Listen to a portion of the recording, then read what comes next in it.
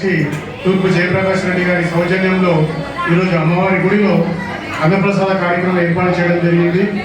మరియు ఇక్కడ TPCC working president Jaggareddy ఆధ్వర్యంలో గుడికి లైటింగ్ ఏర్పాటు చేయడం జరిగింది. అదేవిధంగా ఇక్కడ సహాయ సహకారాలు వారి యొక్క ఆధ్వర్యంలో ప్రతి సంవత్సరం ఇక్కడ లైటింగ్ వారి ఆధ్వర్యంలో ఏర్పాటు చేయడం జరుగుతుంది.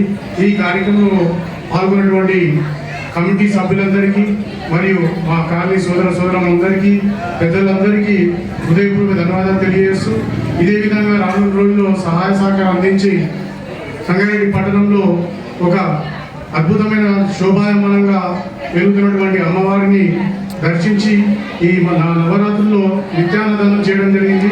ప్రతిరోజు 9 రోజులు ఇక్కడ నిత్యాన్నదానం చేయడం జరుగుతుంది.